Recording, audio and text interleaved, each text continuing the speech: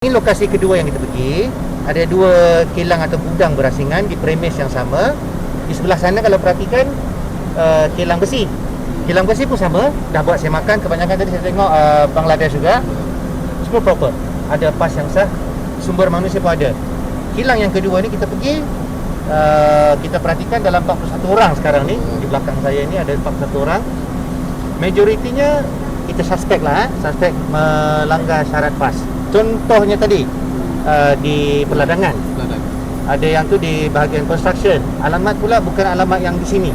Alamatnya jauh, berbeza, jauh. So apa kena mengenai dia kemari. So yang ini kita syaki melakukan kesalahan di bawah peraturan 39B, peraturan immigration, ya. So hari ni kekuatan anggota kita yang di Banting dan juga di Shah Alam, di Donway Accessory ni, seramai 40 pegawai immigration negeri Selangor, dibantu oleh 7 orang pegawai JPN, 7 orang pegawai ADK, 5 pegawai Jabatan Tenaga Kerja. Total semua kekuatan kita 59 orang. So yang di kilang terakhir ni kita buat semakan 41 orang semuanya. Myanmar ada 7 orang, Pakistan ada 9 orang, Bangladesh 23 orang dan ada juga Indonesia 2 orang. Itulah jumlah besar dia. So mereka ni semua kita akan bawa ke depo Semenyih lah. Sebab majikan ada. Majikan pun masih saya tunggu, tak kemukakan pasport ke apa. Kalau ada pasport pun ternyata dalam pasport tu kita syaki alamat lain, nama syarikat pun lain. So tidak sepatutnya berada di premis ini. Mana yang ada atas nama premis ni kita akan bebas lah, itu tak ada masalah. Ada juga yang telah tinggal lebih masa disyaki melakukan kesalahan di bawah section 15(1)C Akta Immigration, ya. Ada yang lompat-lompat, ada melarikan diri, ada yang adalah tak ramai, ada yang melarikan diri, tapi pegawai kita dah kepung lah buat kepungan, ya. So ini saya harap lepas ni tindakan lanjut majikan ada ni, harap-harap proper lah. Kalau apa kan kita akan dakwa majikan juga, kita akan dakwa majikan juga, kita akan bagi saman sanksi, ya. Yang ni dah berapa lama operasi? Bulan ni operasi kita setiap minggu ada. Setiap minggu kita tak berhenti. Maksudnya kilang ni dah berapa Kilang ni saya rasa dah lama ni. Kilang bateri. Saya rasa lebih pada 10 tahun kilang bateri ni kan. As long as proper kita okey.